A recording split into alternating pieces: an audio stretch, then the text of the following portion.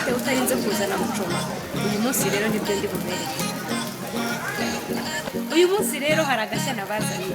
Ntabwo ndi bwotse inyama njyenyine, nazanye n'umushefu witwa Omar. Mukanya araje tangire gutekana za nyama zacu. Tangira rero dukata inyama zacu, urakatamo uduce dutoya nyine uduce ubona ko umuntu yakora ku mushito bitamugoye, kubera ko hari igihe bakora ikinyama kinini kikuzura mu kanwa. Ni byiza ko ukata dutoya.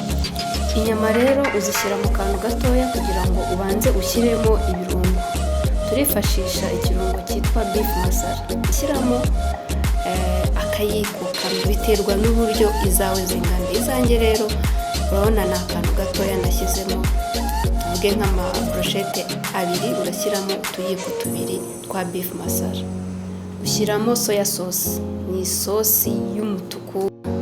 Nyuma ya soya sauce uhita wongeramo kibe magi tubiri. Nyuma ya magi wongeramo akunyu, ni za brochette ebyiri. Uhita ukata rero na tangawizi, ukatamo uduce dutoya duto cyane, ukatugabanyamo kenshi cyane kugira ngo tuze kuba ari dutoya. Ugahita uzishyira muri za nyama zacu, banga neza byose kugira ngo ya kibe magi, ya soya sauce, ya beef masala byivange byose biwaniremo. Ugakomeza ukavanga paka hose hagezweho, kuri za nyama zacu zigezweho na bya birungo byacu.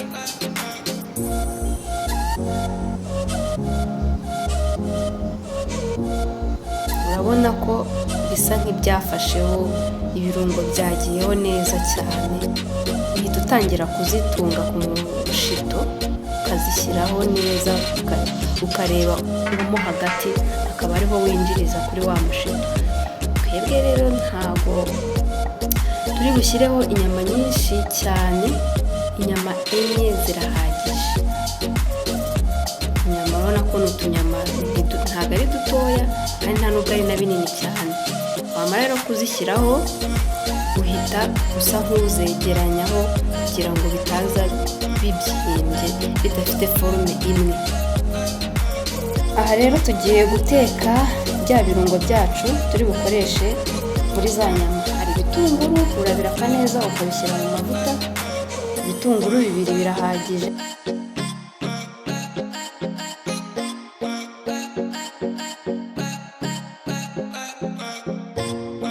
Seleri, utuntu reka mvuga uduti 3 turiho seleri nziza, uvangemo na pavuro, byose ubirapire muri ya mavuta yacu nabakubwiye, ibiyiko 5 nyine. Ukomeze ukarange. Urakoreshe rero na tangawizi nziza, nawe ubona uri burape zikavamo, zikiramo inyanya biri kumbabura juste uburyo bishyana. Karanga ku muriro utari mwinshi cyane kandi udatuma bibabuka. Impumuro nziza.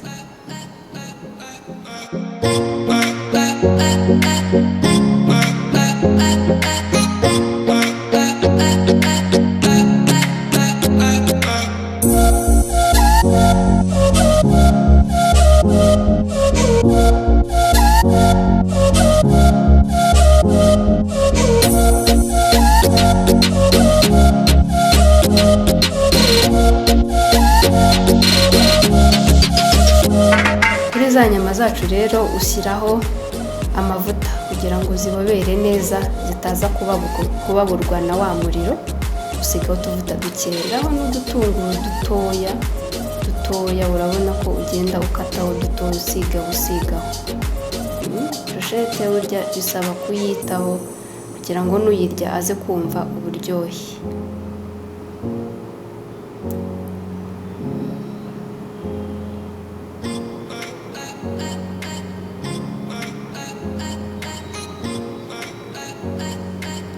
Ugenda usa nk'uhindukiza kugira ngo hose hafateho umuriro.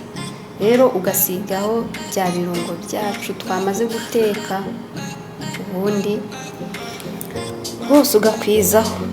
ukagenda uhindukiza bitewe n'umuriro ufite.